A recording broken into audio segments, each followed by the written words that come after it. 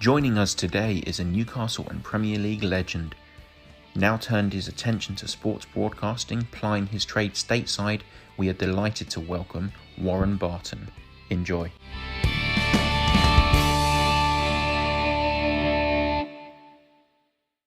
Well, Warren, welcome to HTO Football. Absolutely delighted to have you on the show today. How are you? Are you well? Yeah, very well. I've, obviously the circumstances have been difficult for everybody. It's no different in Southern California here in San Diego. So we're getting through it. I just come back on a road trip with my kids and my wife, which was an experience on a 35-foot RV going through like Arizona, California, Utah. So yeah, I enjoyed it. Had a nice break. Something like that we would never ever have done. You know, we would like to have done it, but obviously we would probably come back to England or Europe or gone to other destinations. So I've had a nice little break, if you can call it a break, because you was driving like 300 miles a day. But it was a great experience. The Grand Canyon, Utah, Arizona. So yeah, wonderful time. Zion National Park. So yeah, we had fun. It was good. Yeah, lovely. No, I was about to say, is that by accident or is it design accident being COVID? Because obviously similar in the UK, with the break that my wife and I had was sort of UK based and just sort of getting down to the south coast. But as you say, it's actually really nice because it's something that you plan to do and you never get around to it. But yours sounds a bit of a special trip, albeit. Yeah, no, it was like you said. I think we have to be positive in what's going on, and you know, we've got bikes, we've gone out, we've done a lot of things, done the patio in the back garden. We was going to get someone in to do it, but my wife said, look, I've got four men, young men, let's get out there and do it. So, And you keep. But I'm itching to get back. I can't keep going on these bike rides and doing patio, so I need to get back. I need to get back into some normality. You were name dropping there, obviously some lovely locations in the US. How long have you been out there then? I retired in 04-05, and I was lucky enough to do some work with the likes of ITV for the World Cup in 06, BBC I was doing with Eamon Hose, a radio show every Saturday morning, and then Sky when football first really kicked off with Claire Tomlinson, and was lucky enough to do that. So that was took me up until 08, but it's always been in my mind to come to the US. You know, as a young couple, we'd come out here on vacation, go to Chicago, New York, Seattle, just see different cities and just the positive vibes that we've got when we come out here for the kids as well. You know, I'm lucky enough, don't want to rub your nose in it, gentlemen, but 364 days of the year we get 70 degrees heat. All right. Southern California, and then it snowballed from there. So in 08 is when I kicked off and had the opportunity to come and work with Fox Soccer at the time, and now it's obviously Fox Sports. I never really looked back. There's bits I miss of home, obviously, but after about 3 hours of getting off the plane at Heathrow, it's like, you know what, I quite enjoy being in the sunshine. But it's been a great experience. Obviously, really strange times for everybody, but particularly in the US, what's going on with the politics. I'm not going to get into it, but it's a really positive vibe out here. But it's obviously a little bit different at the moment. Well, not to be too competitive, Warren, but I'm in Barnet in North London at the moment. As you can see, the sun is beaming through the blinds. So that's your one day, Andrew. That's your one day. Yeah, that's true. In about 2 hours, you'll have your Mac on, and then you'll have a roll neck on. So it's the 1st of September, so yeah. There were actually lots of people. There were people putting on the heating, weren't there, the other night in the UK? I hate to say it. There were some people. It's 31st of August, bank holiday weekend, and people putting on heating. But there you go. Wednesday, the electric blanket will be next. Yeah. I've got one of them. Don't knock it. I've got one of them because it does get a little bit chilly. I might be getting old, but when it gets to that 60, 65 degrees, I need to put the heat straight on. away. So what obviously sounds a bit of a silly question. For those listeners who aren't too familiar with San Diego, Warren, why San Diego? I looked around, and San Francisco was a place that I loved. The climate up there is obviously very similar to UK. Because listen, I had a great life in the UK. Lucky enough, I had a good career. My wife was a successful interior designer. We were all our family and friends. But it was just a change of life for the weather, for the kids. You know, their playtime is going down the beach from 2 o'clock till 7 o'clock at night, and, you know, going on walks and hikes and, you know, being in the outdoors. So we looked around. Atlanta was another area that we looked at. And Los Angeles, obviously, we knew a lot of people in LA, but you know, there's a lot of Brits there. So you don't want to be thrown into the middle of it. Although we miss our PG tips and a sausage roll here and there, but it's also nice to. And a friend of mine come over to San Diego, because you go like LA, and then normally you go up to San Francisco and then start going east across the country. Many years ago, he come down to San Diego and said, look, go down there. It's beautiful. It's where Torrey Pines, where they have the golf, the US Open, they've had down there a couple of times. And beautiful scenery. It's equivalent to like a Bournemouth. It's a very nice. A lot of older people, a lot of military as well here, but just the quality of life, Andrew. And it's a slower pace. It's not as busy, although now, like any nice place, it's starting to get busier. But the quality of life, the people, the crime, the area, it's a bit of a bubble, to be honest with you. It's not the real world, because you wake up, as I said, and it's 70 degrees heat. There's not a lot of traffic. Everybody says good morning, have a nice day. But it just whittled down to a friend of mine said, look, come out there in October, 70 degrees. Done it in January, 72 degrees. Come out in May, 85 degrees. So, that was the main reason for me and my wife and the kids to come out here. I've got 3 young boys at the time, which was 10, 8 and 4. Obviously, they've grown up majority of their life now in the US and were US citizens. But it just ticked all the right boxes. Maybe it hasn't got a busy, vibrant city, but I lived in London for most of my life, except for when I was in the Northeast. So I wanted to get away from that. But it's a great quality of life. I'm lucky enough. I've lived 2 minutes away from the beach. To get Do you get out on that golf course much? Get out on Torrey Pines? Yeah, I've been out there a little bit. Normally they end up in the ocean, though. That's my problem. I hit it and it ends up right in the ocean. But it's a lovely walk. It's a lovely course. 2008 Tiger Woods won the US Open in that 2008 US Open. They normally have the Farmers. The Farmers Insurance Open. Yeah, big one. Tiger Woods and Phil Nicholson. Normally play. So it's like that. And we walked around, me and my wife, in November and December, and it sold itself. It was quite easy to do it. Beautiful. What we really wanted to pick your brains about today as well, Warren, is sort of combining your two passions for obviously football, but the States. We've just seen a Champions League final where you could argue the player of the tournament, not let alone the match, was Alphonso Davies, who obviously moved from Vancouver Whitecaps. I think you had Tyler Adams playing for Leipzig, who'd moved from New York Red Bulls. Are those sorts of cases a bit of a kind of finger up to those fans out there that think that the MLS is a retirement home?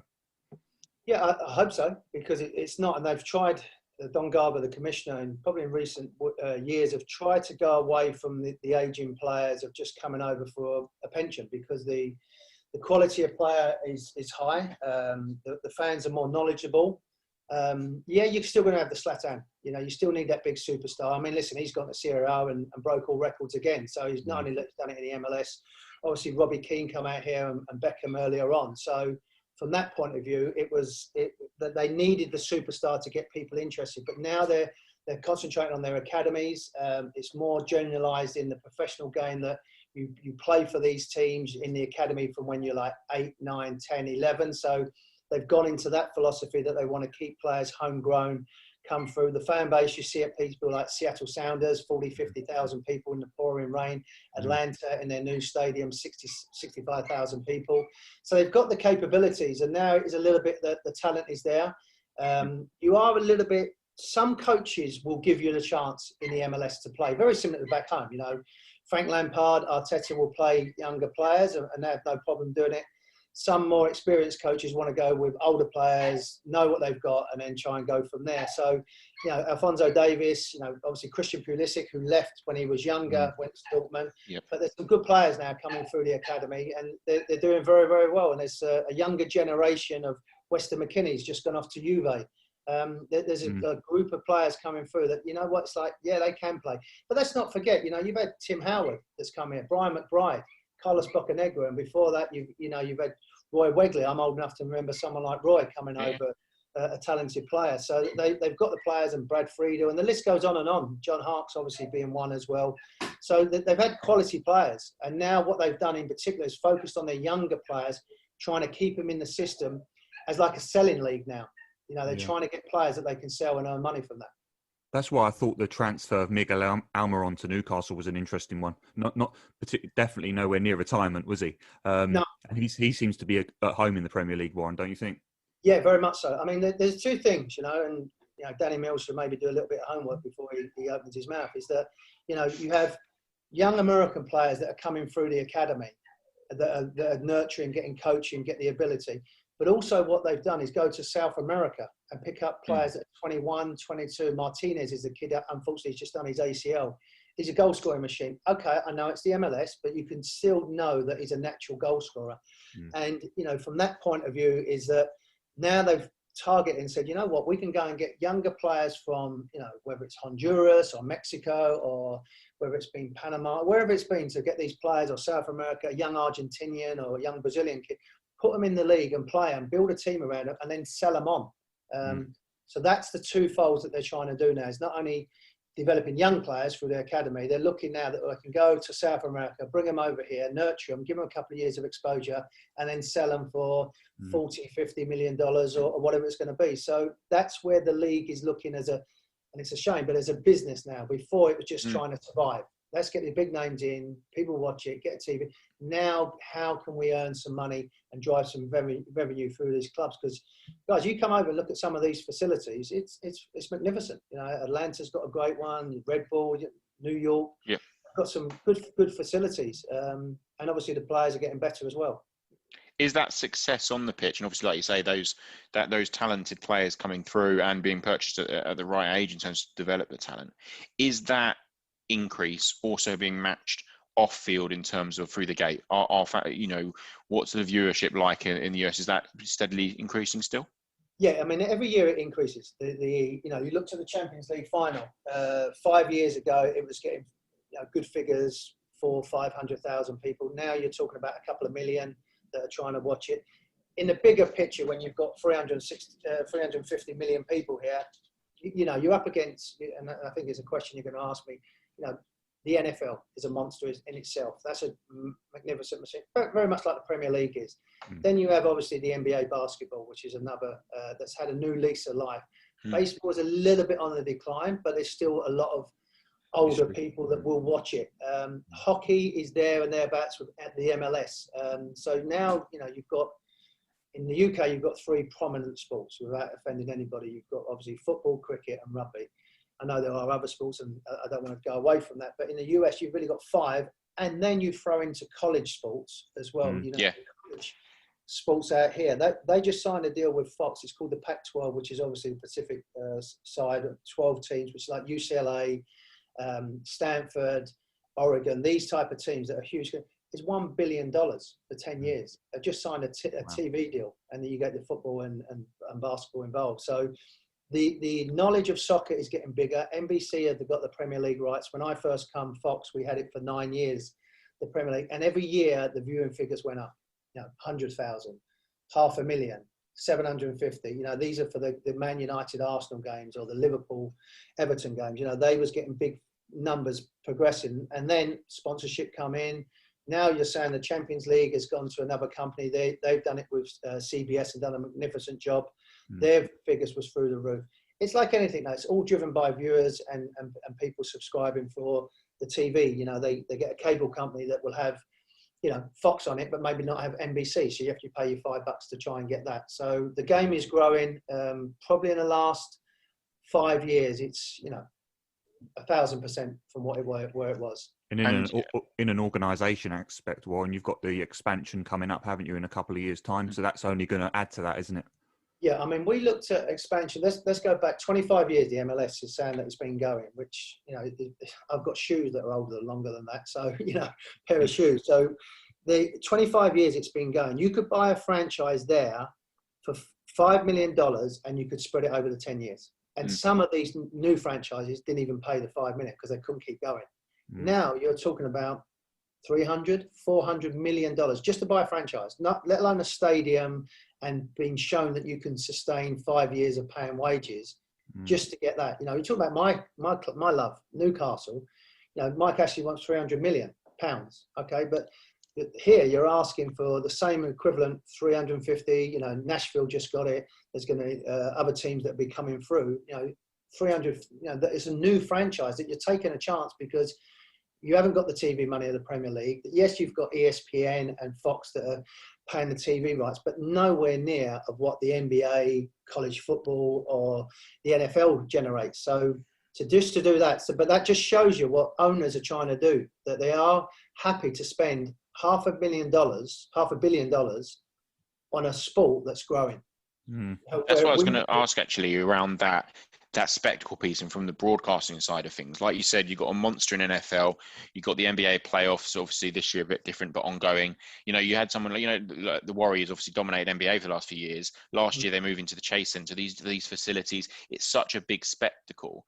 Is there money being ploughed into soccer or football, as you were, for us, people who still get the word right, into football from a broadcasting level to make it that spectacle, to make it something that fans can really get behind? Yeah, Product sells, don't they? Yeah, LAFC have built a stadium, and I don't think there's a better backdrop than we're seeing at LAFC. It goes down to downtown LA, and then the sun sets, and you've got this wonderful scenery of downtown LA and the LA sign. It's just got the palm trees in the background, and then they built a fan base of supporters that are their own supporter club, very much like the Germans. 101 club where they can support and get behind. So they've looked at a bigger picture of not just putting a team in a football stadium and then just ticking the boxes they've built a Pacific soccer stadium where you've got the home fans, you've got an area for the away fans, but also for the corporate, for the TV. It very much reminds me of how the Premier League kicked in 92, 93, where we'd gone from, say, Stamford Bridge, where you had the track and, you had the shed and the stadium there. And then all of a sudden, the new stadium started popping up. They started getting more extensions at St James's Park, Old Trafford, started going out. And it had that cool, trendy feel about it. And that's what a soccer fan has over here. It's like, it's a little bit different, a little bit quirky. Yeah, we know in the UK, we had our soccer fans that would go every Saturday morning, leave their wife and kids, go and watch the game. But then also younger people, young couples was going, families was going.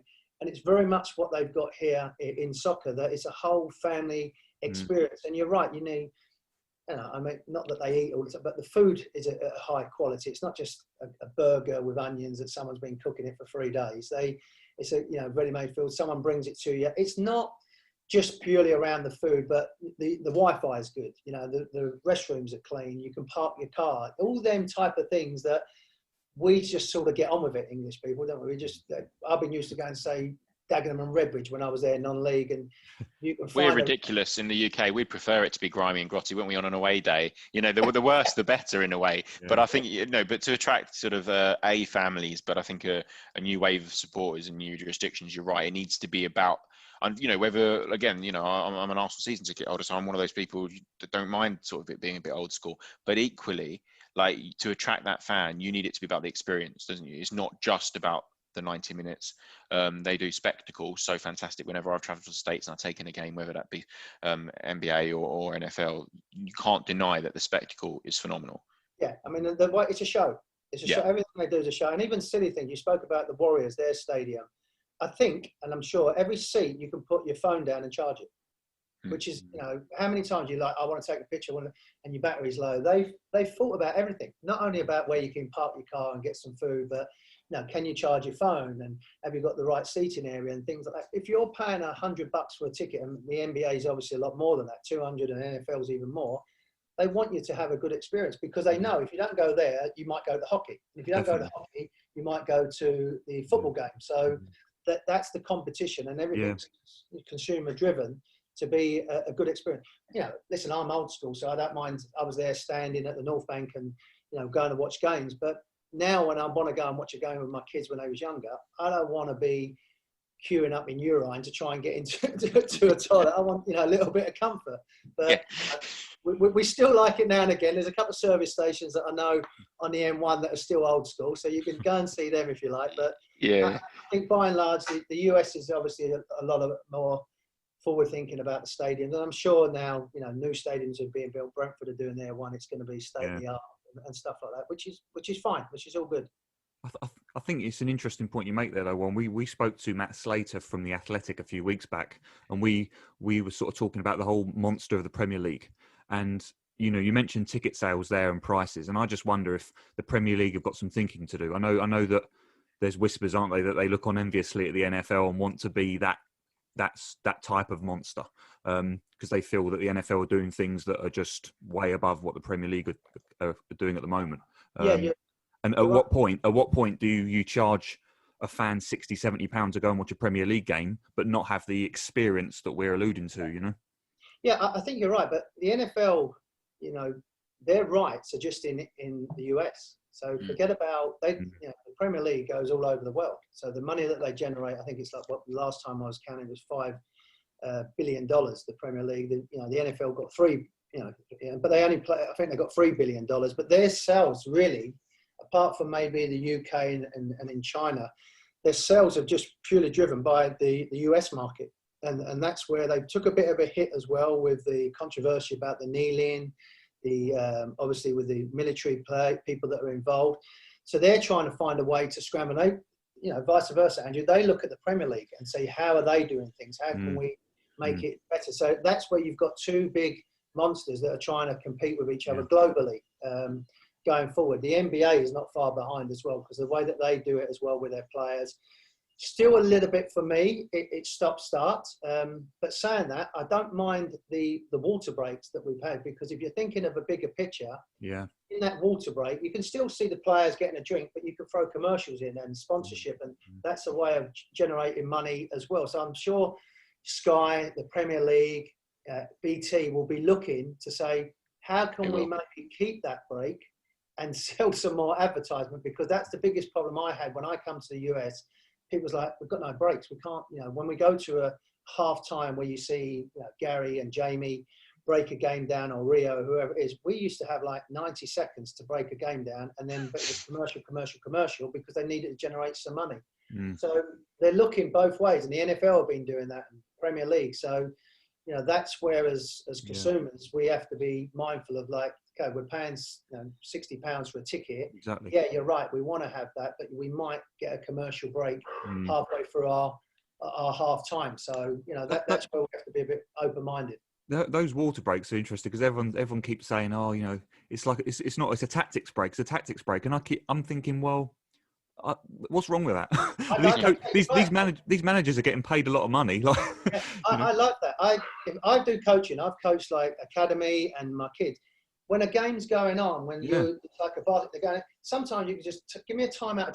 I need you for 20 seconds just to change something. And I think it would be a great thing money-wise, but as a coach, and, again, with the UK, it's like, well, what? No one likes change. It's like, well, when the Premier League, why do we got the Premier League? Oh, now we've got more subs. We've got 3 subs. Now we've got 5. Why do we need that? But that is something that will benefit the game, because, like you said, someone like Klopp or Mourinho, whoever, needs to get hold of their players as much as they're getting paid hundreds of thousands of pounds a week. When you're involved in a game, you sort of lose your bearings. And I think it's a really good point where, as a coach and as a player, I would like that. I wouldn't mind that at all. Not saying it's got to happen, but it should be at a time where you can challenge it. It goes out of play. You've got 20 seconds to regroup your players, and then you go again. Yeah, definitely. And it's evolution as well. And I think what's strange is that football is very reluctant, and certainly in Western Europe, so where it's sort of entrenched in a lifestyle, to just try things as well. And there's nothing wrong with trying something. And then, if it doesn't quite work or whatever, you can go back, or you can tweak it and evolve it. And, we're not saying that we're jumping to having a timeout every 4 or 5 plays, like in the last quarter of an NBA game. We're just saying maybe one, through the game could add a different dimension. It's not necessarily going to be the right thing. And, but it's going to be a way the sport can evolve from a sponsorship perspective and advertising bit, but it could also offer, for teams under the cosh, if you're up against it, if you're up against a Man City away from home, you've actually held out 0-0, you're Burnley or whoever gone there, and actually 20 minutes left, you can regroup and go again. I think you could add a really interesting dimension, but there'll be part of me that still goes, why is this happening? I do think, though, as well, talk what Tom was saying there about change. I wonder if it's just part of human nature where we just get protective of our own passions and interests as well. And so if something threatens that, we sort of get on the back foot, don't we? And we can't do that. It's our sport. It's our, but actually, in order to evolve, you have to make changes, don't you? So, I mean, if you think about where the game was in the 70s and 80s and 90s, how it's evolved to better, the money that's involved, the players that's involved. So if we can do that again for the next 20 years, imagine how there are certain things with the substitutions and 5 subs, and that was an area that, like you said, at this time we could have tried that, and maybe, as I said, I think the judgment is that it didn't really work. 5 subs, so that was fine. But then there's other things that do work. So, use a time or a tournament or a season or a league. I remember the MLS doing it with the spray, and everyone was laughing with the MLS. What's the referee doing? Look at him. The other Americans, what are they doing? Also, you know what? That cuts out so many problems and so many cards. Wipe it down. Great idea. Off you go. They're the ideas that I think Bundesliga with the VAR. I do that with Fox. They are very much adamant. The referees will go over and have a look rather than standing there for 2.5 minutes holding my ear. I'll go and have a look myself, and then I'll make my own mind up and say, no, I like your opinion, but I'm going to stick with what I see. And done, rather than everybody standing there for 3, 4, 5 minutes. Completely agree. I think the VAR in itself onto a system is fine. I think the reason that we've struggled with it so much in the UK is that we've all grown up very much with the ref's word is final. But the great thing about it is if you just showed him a replay, it would still be the ref's word is final. He could just have a look and it would still be that referee's word final. It means that referee gets a second chance to look at things. I think the problem is at the moment you're getting different voices, and that's what we're not comfortable with as opposed to a system. I think I've seen a lot of players saying that you've got to have someone in the booth that understands the game. I mean, the offside is it's simple. It's offside, whether it's his little toe or whether it's inactive. They're the areas that it's the British mentality to, oh, well, that's not fair. But it is what it is. It is what it is. Yeah. I think one of the we'll go in the pub afterwards and we'll have a debate about a little toe. So that's fine. Yeah. I think one of the changes that's occurred in the last year or two, I think from a coaching perspective, Warren, is the passing out from a goal kick where the players are allowed in the box. I think that's been a brilliant evolutionary change, actually, particularly encouraging football to be played on the ground. It's just definitely. It helps if your goalie's good at it, obviously, but there's a happy medium of, again, and the higher up, I think it's great, like you said, in the lower leagues or even with the kids, with younger kids, to try and play out from the back, boys, girls. Let's just try and play rather than listen. I was at Wimbledon for 5 years, so route one, get it forward and play percentage soccer. But from that point, but then you see a little bit where it was Barcelona, wasn't it, against Bayern Munich? Even at that level, they're still trying to play out. And Bayern was saying, are you really that stupid that you're going to keep doing it? And because you keep doing it, I'm going to keep punching you on the nose and scoring another goal. I think you're right. I think the fourth Bayern goal went in, and it was. And at the start, I thought, they're obviously trying to play this way. Fine, fair enough. When it went to 4-1, I thought, when are you going to maybe just change something here? I don't mean knock it long to Suarez, but just Busquets was having a nightmare. And it was. I mean, it's. And we can see that, I'm not Messi or anything, but you think he would say, hold on a minute, just squeeze up and let's just do 2 minutes of it and change it. But you're going back to what you said, Andy. I think it's great, the idea. I know Lloris tried it at Tottenham, but he's not one of them that's comfortable doing it. But it did make the game exciting because they're still bloody trying to do it and they're still getting caught out. So, that was quite amusing. Talking of excitement, we've got a bit of Kevin Keegan chat. Okay. Bit of nostalgia. I would love it. I would love it. I wonder if he's someone who would have benefited from an extra break in the middle of a game or not. That's absolutely. Well. So Jack Lacey from the GOAT podcast and big Newcastle fan. Welcome to the show. You doing well? I'm great. Thanks, Andrew. Thanks for having me on. I'm just excited to sort of, as a Newcastle fan, a bit of a trip down memory lane.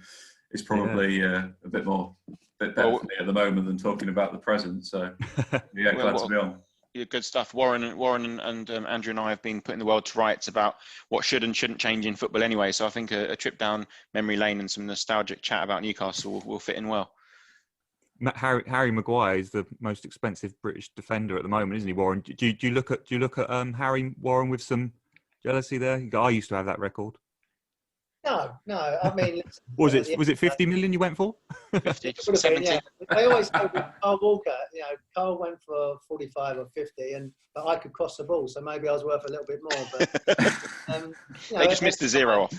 Yeah, at the time, the 4 million or 4.5 in the end, whatever it was very proud because to go back to a kid that was 13 at Watford, told he was too small, 16 by Frank Clark at Leyton Orient. Too small, and then 3-4 years later, you're being bought by someone like Kevin Keegan and going to a magnificent club like Newcastle that was challenging, And I left Wimbledon. I went there as a young boy and left there as part of the crazy gang. And Newcastle was a wonderful place to be. You know, I think any of us that would go up there for the weekend to watch a game, supporters, journalists, players, thoroughly enjoyed it. And then to have that opportunity to go as a British record for a defender was satisfying. You know, you can't do a lot about the money. You know, Maguire gets his critics, and sometimes rightly so because of the way he's played. But at the end of the day, you know, the game has evolved. I was lucky enough to be at the start of the Premier League. That was so exciting, and great memories, great times. And Newcastle was no different because the city was vibrant. It was fun. The people was there supporting you. The Grandad colours, the Newcastle brown ale, everything that went with it. The likes of Ginola and Asprilla and Ferdinand. It was good times, good memories. Yeah, I'll probably start with that time, Warren. I think you were probably like the kickstarter almost for I would say the best transfer window in our history, really. I mean, like you say, Les Ferdinand, David Ginola joining the same summer. How did it come about, and which, you know, were there other clubs interested at the time as well? Yeah, I mean, I had the season of 94-95. I broke into before that I'd been in the England squad, and then Terry Venables took over to get ready for Euro 96, and I'd been in the squad then for probably about 2 or 3 years, on and off, in and out the squad, and was involved. And the likes of Everton, I'd spoken to Celtic, Sheffield Wednesday, Blackburn. There was one afternoon that I had got a call, and I was halfway up the road to speak to Kenny Dalglish at Blackburn, and then it got called off. Wimbledon wanted more money. Spoke to David Dean at Arsenal until they wasn't sure, until Arsene Wenger come along, and Arsenal was one of my team. Well, not one of my team. It was my team that I supported. So, you know, it was either an Arsenal or it'd have to be something appealing. But they never had a manager, and obviously Arsene Wenger wasn't coming until I think it was September, October. So me and Les Ferdinand was in the England squad together. Obviously me at Wimbledon and him at QPR, and we'd meet up all the time. And funny enough, we was always linked to the same sort of clubs. So we'd always go, where are you going? Where are you going? And we had different agents, but we'd chat. And well, you know, I spoke to Arsenal, but they haven't got a manager at the moment. You know, Trevor Francis has been on the phone at Sheffield Wednesday, and spoke to Celtic, but you know, I got a load of letters from Rangers fans. Don't go to them. So that was a bit intimidating. But the long story short is that Bank Holiday Monday, when Newcastle played Blackburn, and it was a game on Sky, and Alan Shearer scored at the far post against Newcastle to win 1-0. I was in the hotel that morning with Kevin Keegan. I got a phone call from Joe Kinnear at Wimbledon. They want to meet you in a hotel. They agreed the fee of the $4 million at the time. As you said, it was a record. I walked into the hotel just along Kensington High Road, and KK was there and said, "Come and join a big club." And you know, my face lit up, and the rest it was easy. You know, I didn't even speak about the money. It wasn't nothing to do with that. They was just very adamant that they wanted me. They said, you know, we've spoken to Les, so straight away got on the mobile phone. It's one of them big ones, so tapping away, trying to Motorola. Yeah, exactly. I was winding out. And then it just snowballed from there. You know, it was exciting times. I agreed the fee, but I couldn't say anything until I think it opened until because Wimbledon didn't want to say anything until end of April. So it was a Bank Holiday Monday, April, and then it went or May, and then it went all the way through till the end of the season. And then obviously Les come in, David Ginola for $2.5 million. David Ginola come in. Is worth that just for his looks, not alone the way. And then obviously Shaka Hislop. So the four of us come in at that time, and it was an easy decision. And you know, they agreed the fee with Wimbledon. My wages was all done. Les was done, and then lo and behold, people like David Batty, Tino Asprilla come later on that year, and we had a right good go at it. And it was at really exciting times. You know, I was at Wimbledon, so we'd play some games against Bolton or whoever, and have 3,000 or 4,000. I remember going into the first training session at a place called Maiden Castle in the northeast near Durham. There was 5,500 people at training. It took us 45 minutes to get out the car to sign people's autographs, and that was another thing. You know, Kevin was very much make sure you know, a little bit now in the game it's lost a little bit the fans and the players. We'd sign autographs or shirts or have pictures done, and we'd have to leave 45 minutes before to get through all that, because he didn't want anyone to walk away and not sign something for someone. So it was a really exciting times, and you know, there was a lot of interest, lucky enough, and it made my agent's job a lot easier because he could turn around and say, well, he's got offers elsewhere. But Newcastle, for me, if it wasn't, it wasn't Arsenal, Newcastle was an easy shot. It was a no-brainer for me. It was easy. I suppose like it's easy to look back now and say, because of what happened that season, but immediately after you signed at the time, did you get a sense that you were joining, a team that was serious about winning the title? Was that sort of the feeling in the dressing room pre-season? As I said, I've been involved with England. So Peter Beardsley, I've been chatting to him. Rob Lee had been involved. Steve Howie in and out a little bit, but also Barry Venison, who, in one terms, he knew I was coming to take his place. But Venison was great with being in England. He said, "You've got to go there. It's challenging. It's ready to go. It's going to explode up there. KK, the way they play, you'll love it up there." He was brilliant, Barry Venison. And I remember doing a cool down. We played Newcastle it was like a February, and I was with Wimbledon, and me and Robbie Earl used to always do a cool down after the game. And I was sitting in the middle of the pitch, and the lights are semi-on, dimmed in St James's Park. At that time, it was only 36,000. But the lights were still on, and you could see the stadium. And I remember saying to Robbie, "Imagine playing to this lot. Imagine, I think it was 2-1, and Newcastle had won the game, and the atmosphere was sensational, and the noise and the passion and just everything about it was magnificent." And I said to Robbie, "Imagine playing with this lot." And then lo and behold, 4 months later, I'm signing. And that night, I'd gone into the Gosford Park, which was a hotel in the northeast where the teams would stay. And Arthur Cox was Kevin Keegan's assistant. And we were just sitting in reception, having a coffee after the game, and just talking about football and life, like we're doing now. And Arthur was saying, the people up here, the football. He's been at Derby, and he didn't try and tout me. He was just talking about the club and how it's going to go. And then fast forward 4 months later, that you're sitting there with Kevin Keegan, and you're wearing a black and white shirt. And the first game of the season, the whole stadium was black and white. We said, I said, I can't. It's a little bit of the Ferguson thing with the grey kit.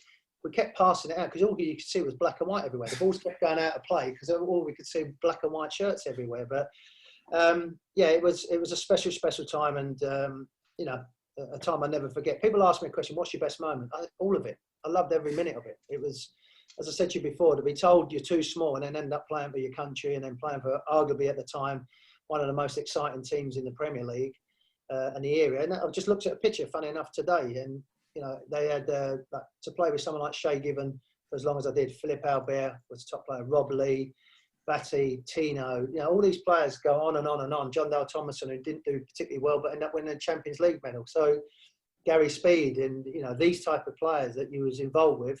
If you would have said to me at 13, when Watford said, Graham Taylor said, "You're too small, you're not going to make it," I'm going to be playing along them. It was a bit surreal, to be honest with you. Yeah, I can imagine.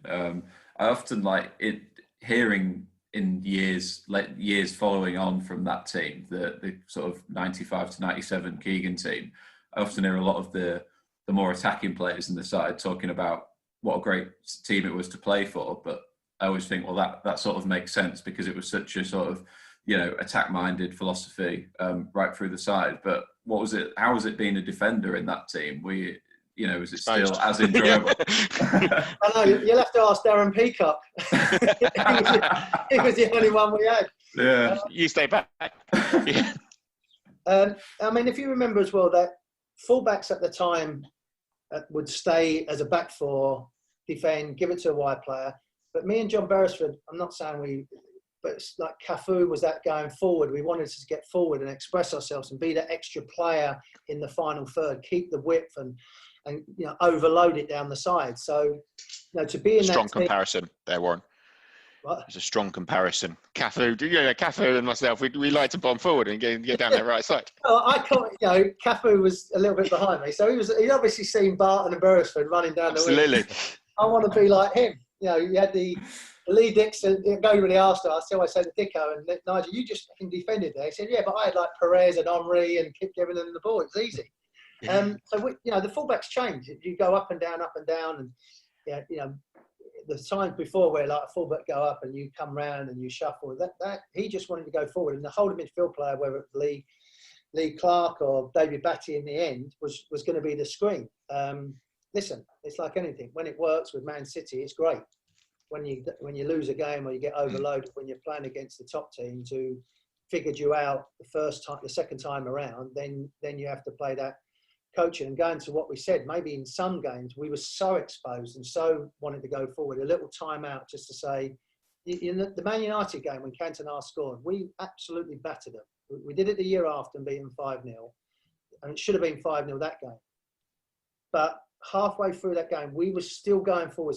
And Kevin Keegan's halftime team talk, he said, I'm going to change it. He said, I don't want you to go and show that lot that how good you are. And we just went back out again and did it, and it hit the crossbar, hit the post. Michael was saving it. Halfway through the second half, we sort of got exposed a couple of times on the counter-attack. That's when you needed to say, hold on a minute, let's change it. Let's just be whatever we do, a half-time, we don't lose this game. We're still 9 points clear. Do not lose this game.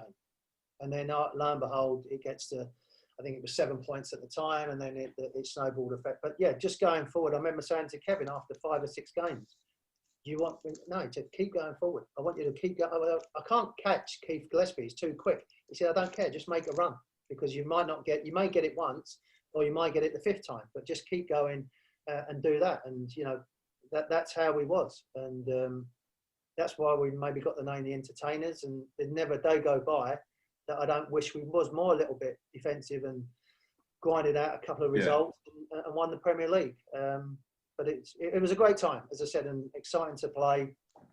We brought Mark Lawrenson in as the defensive coach. He didn't have a clue, because he put a session on and he was looking out for Arthur Cox to try and help him. So that didn't go down too well, but it stopped him having a go at us on Match of the Day. So that's why Kevin got him. Yeah. It's like, it's still now, it's so great to talk about, like, such, there's still the most loved team we've had sort of in living memory anyway. And I suppose it seems strange to like focus on what went wrong. I mean, you talked there about the sort of just wishing at times were a little bit more rigid and a slightly bit more with the handbrake on. But do you think, because fans always debate it still to this day now, it's like, is there one single standout reason for you why we weren't able to win it? I think I just touched on it now. I think the Manchester United game. And it's like any fan at the moment, you talk about Newcastle fans, Arsenal fans have had a little bit of time with the Wenger and the Invincibles, and everybody wanting to have that again. Man United have gone through that time of winning the treble and how. So every club goes through it of where they want to be. The difference between them two and us is we didn't win anything. So that's where we fell short in that respect. But I think that one game as well, and a little bit with players coming in. Kevin, and I love Kevin to death, is that he started changing the football. Like Tino Asprilla come on against Middlesbrough and changed the game. He won us the game. Kevin then was trying to find a way to play Tino with Peter and with Les Ferdinand, where Peter and Les was on fire. I mean, and then you had the likes of, as I said, Lee Clark and Rob Lee, Gillespie and Gennaro. It wasn't broken. It was all right. We probably would have ended up beating Middlesbrough anyway, but Tino come on and changed the face of the game. And then Tino come in, Peter played in the middle, Rob Lee went out, Keith went out. It just changed the dimension. So I think at the side of it, but Kevin was never going to change. You've seen what he's like. He went back the second time, and he must have known what it was going to be like working with Mike Ashley, but still went back because he loves the club and want to be passionate about it. So I just think we lost our shape, and then we lost our momentum. And then, like anything, fellas, the game well enough. Once you lose that momentum, it's so difficult to get it back. It's it's like sand going through our fingers. And then you looked across at United, 1-0 Cantona, 1-0 Cantona. And again, another thing, because we were the entertainers, we was always playing on the Sunday or the Monday. They would go down to Southampton on the Saturday afternoon, win 1-0, sit back, and by the way, over to you now. So it was very, very rarely that we was ever playing on a Saturday, and was because, as I said, we was number one box office at that time. People wanted to see us because you was going to get entertained. We might lose a game 4-3 like at Liverpool, or we might beat Man United 5-0. So there was going to be goals, and that was the difference. Yeah, I think you're spot on. I think a lot of Newcastle fans, as well as other football fans, just don't give that Manchester United team enough credit probably for the run they went on after Christmas. It was just ridiculous. Record as well, Jack. We have to take. yeah, as I said, as a group of players, we got on so well. You've seen the pictures of in restaurants that we're always together, and we have this special bond. And every single one of us could have done a bit better. I think that's whether in one game, I think we have to be man enough to stand up and say, because I know I am, and I know Les and other people have said the same thing, we have to take responsibility. You know, maybe we didn't have that, as Gary said, that winning mentality, that mentality to get you over that line. We tried it the year after and come second with Alan. And that's what's the difference sometimes. It's a fine line. And that's where it is. So, yeah, we don't want to just blame the United game or maybe KK. Us as players as well, you know, we're from the goalkeepers to the strikers. We could have done that little bit more. But at the end of the day, we give everything that we thought we had. It was just that mentality thing. And they just kept grinding away and chipping away. And, you know, credit to them, as much as I despise them, but great credit to them.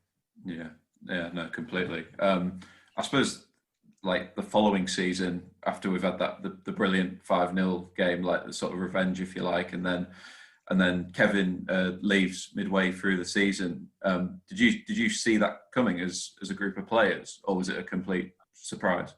We're just beating Tottenham at home 7-1. We're just beating Spurs at home 7-1 in New Year, and we was in and around challenging. We near the top. I think we were third at the time or whatever we was. So we was in and around, and we bought Alan, obviously Shearer, for a world record of 15 million. So we'd had a couple of stumbles here and there. There was obviously talk about the club going on the stock market, and that may change. But we never had any idea, because 95% of them players, except for the kids like Robbie Elliott, Steve Watson, Lee Clark, and Steve Howe, had come through the ranks. Majority of people have gone there for KK and the club to go there to play for him and play his style of football. And then he walked away and left us. It was like, couldn't you have just seen it through? You know, but that's how Kevin was. Kevin, the famous interview with the Leeds game. You know, I'd love it if we beat him. You know, that's just how he was. And that's where it's his biggest asset, but it's also his biggest ally and deficit as well, because he just makes a decision. And he left Terry McDermott and Arthur to do the game against Aston Villa. I think we ended up winning that game, I think, anyway. But yeah, I had no inkling. You know, I think he phoned Alan, is the only one he phoned after it had happened. Then once we'd seen him a year later, then he spoke to us and that. But it was a big surprise and a big letdown, because we'd come so close. We bought Alan.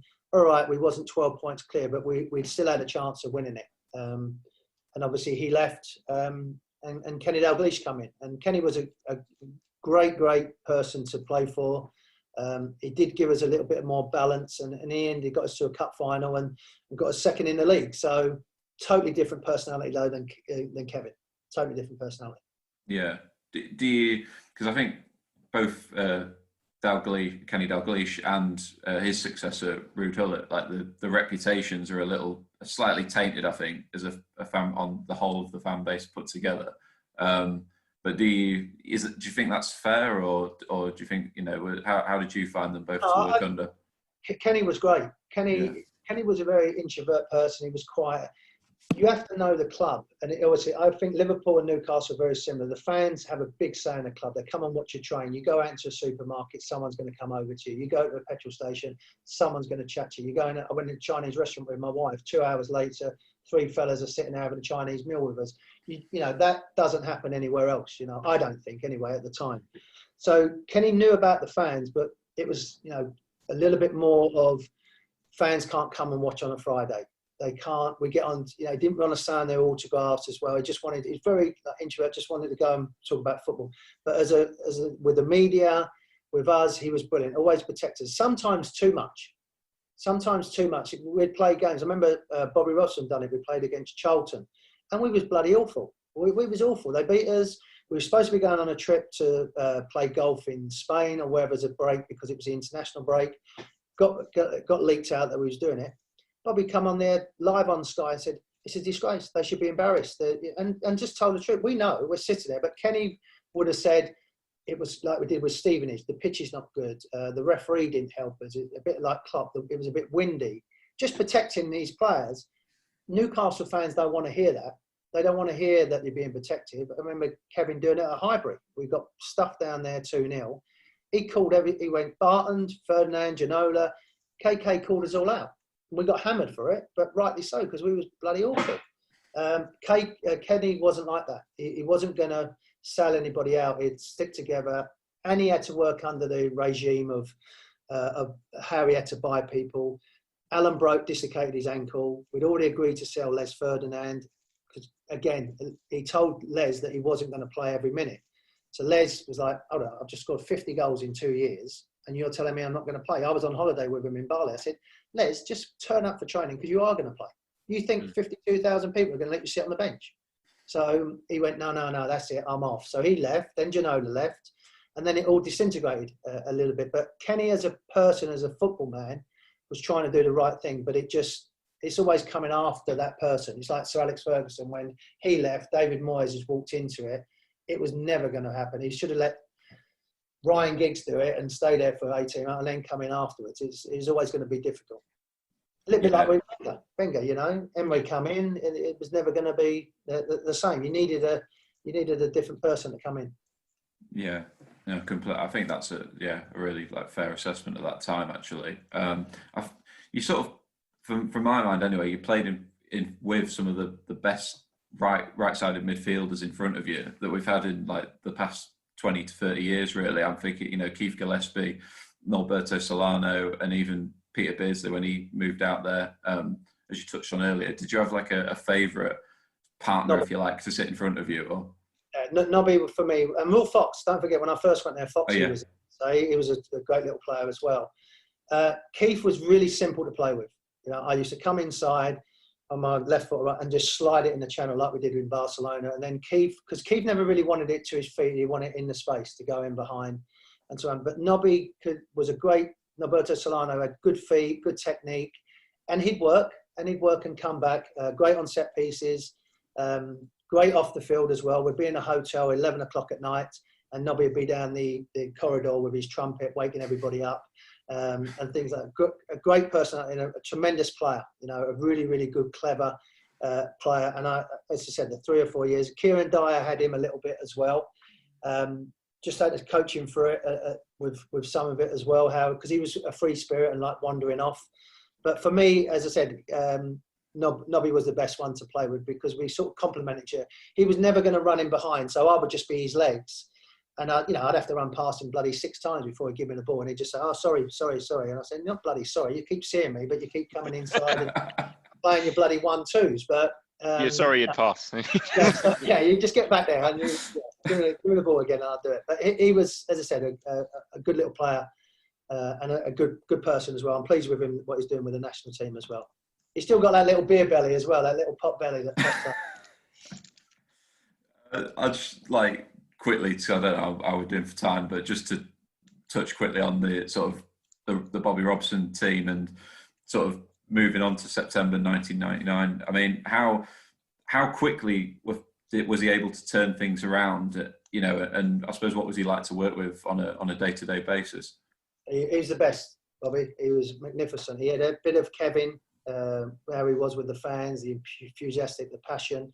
He's obviously been in Europe, so he knew how to handle foreign players and deal with the situation. Been with England, so he knew the media.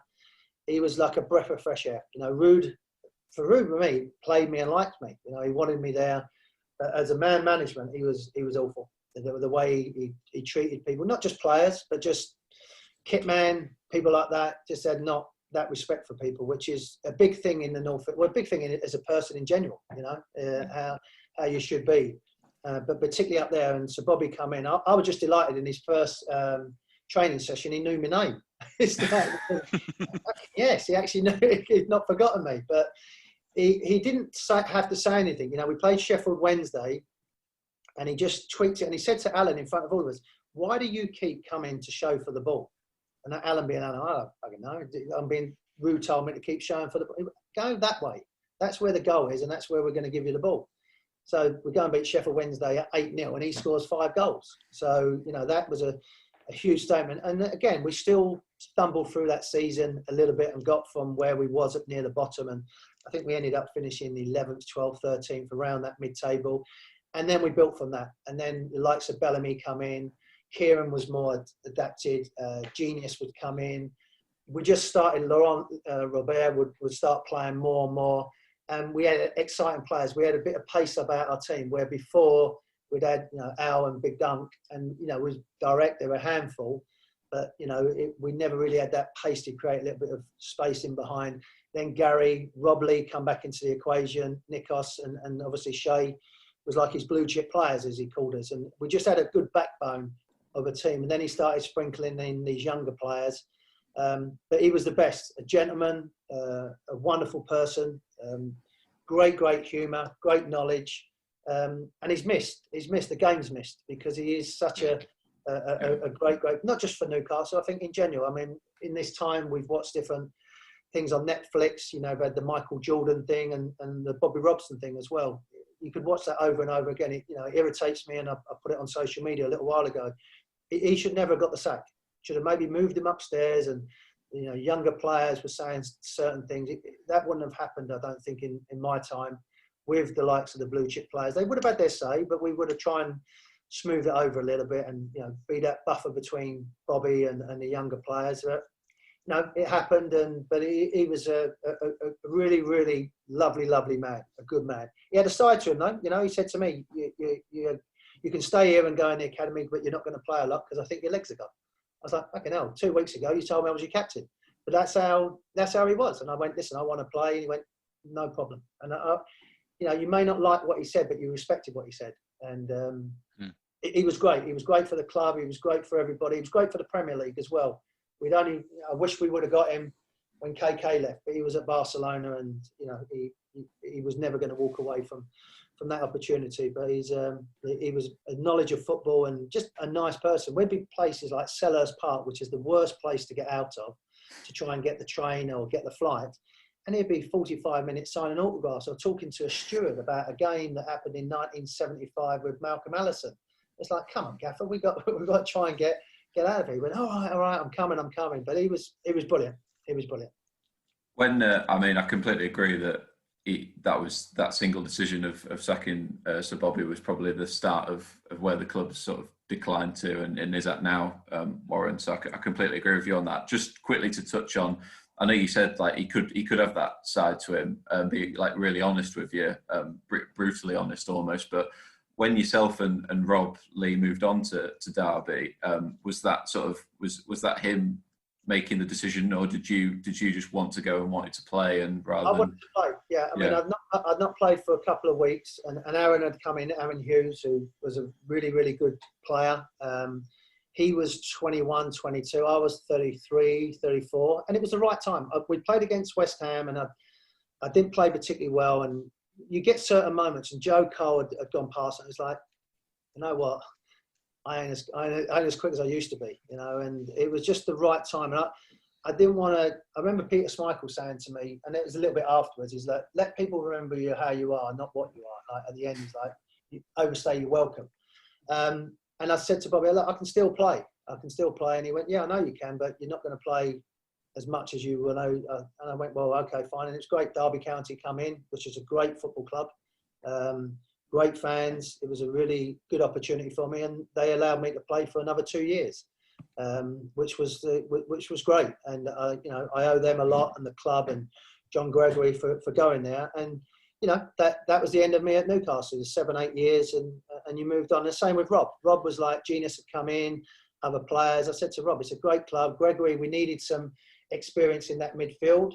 We had the likes of like Chris Riggett, Danny Higginbottom, Malcolm Christie, but we didn't really have any senior players at the time. So John was trying to bring them players in, and we just both made that decision that it was right for both of us. I mean, he was 36, I think, Rob. So yeah, it was the right time to move on for Newcastle and for us, actually. Yeah. Brilliant. Yeah, I just wanted to thank you, Warren, for speaking to me, and thanks for your 7 years of service with the club, really, and guys, thanks for having me on the podcast. Oh, it's been brilliant. So what, you can't be a bit of memory lane, can you? No. And then you start flooding back about like Arsenal fans, or being at Highbury, the heated floor. I remember going there as a kid, and I was there as a young player, and then being able to walk in the marble floor and the stadiums there, and I remember Yeah, talking about never wanting to leave, we shouldn't have left that place. But well, that's a different debate for another. That's a different debate. Jack, you're more than welcome to stick around there while we close out, because I think Andrew's got something a bit just of a quick fire roundup for 30 seconds. When we were planning this chat, Warren, we thought, two things came to mind. We thought let's run a little competition with our listeners. So we're giving away a Subbuteo style print of the Entertainers 11. Oh wow! And then the other idea came to mind. We thought, lad, you know what? Let's give Warren a little challenge. So the challenge is, in a word, to sum up the player that we give you from that side. So in a word, if you can, that would be brilliant. Go for it, Tim. So we'll kick off in goal, Cernacek. Crazy. Okay, perfect. You're next on the list, though, so you have to answer this one. For what would your teammates say about you in one word? Hair. Yeah. Left back. We're going with Beresford. Beresford. Skippy. He's a little skippy little thing. Skips about everywhere. I'm doing a little bit of like making fun. I'm not. No, that's fine. You can't get it right in one word. Shorts rolled up, but that's not just one word. But go on. Okay. Peacock. Farmer. Albert. Chip. Yeah, that was my one. Yeah, Chip. Next on the list, I get the lovely. Julio and Giulia, he would be as well. Julio and Giulia. Julio and Giulia. That's too many words. Beardsley. Pedro. Class. The best. Ginola. Oh, sex. No, he was magnificent. Batty. Quick story as well. Right? He signed for Gosford Park. Sorry about this, gentlemen. So me and Les Ferdinand. Les Ferdinand's a good-looking fella. So we're in Gosford Park. KK texted me and said, "Oh, you've got to pick up David. Can you bring him to training? He's not got his driving license." So I was the chauffeur as well as a record signing for a defender. So we're in there in Gosford Park. All of a sudden, but the whole restaurant cutlery went down on the floor. So ting, everyone's cutlery went down. David Janola's in the entrance with a white shirt on, beads, white linen trousers, his hair with his sunglasses on, in Newcastle, in Gosford Park. And Les went, well, I can't say what we say. Gee, he's some look at him, and he can't.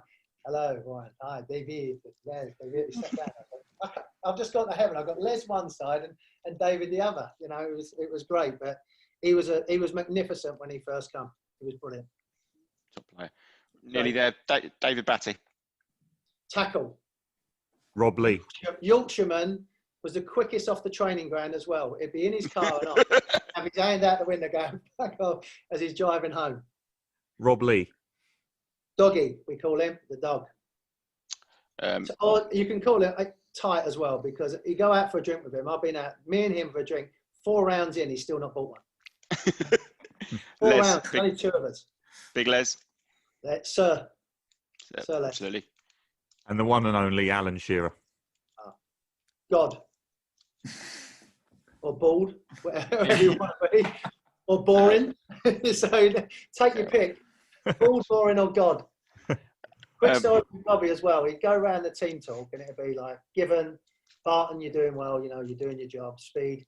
Always Alan. It wasn't Shearer or anything else. It was always Alan. It's like, and he knew Bobby was doing it all the time. But yeah, what a player he was. What a goal scorer. Chaps, just thoroughly enjoyed that. Fantastic chat. We've loved it. So I really appreciate your time, Warren. Pleasure, no problem. It's good to talk about the game as we did earlier, and it's always nice to reminisce. But yeah, just stay safe. And as I said, a pleasure. Absolutely. Absolutely. Take care, all. Thank you so much, Ron. Take care, guys. Take care, boys. Thanks. That's it. It's competition time again at HTO Football. As you heard in the chat with Warren there, we're giving away a Newcastle Entertainers Subbuteo style print. To enter and have a chance of winning, then check out our Twitter page at HTO Football. Take care, guys. See you next time.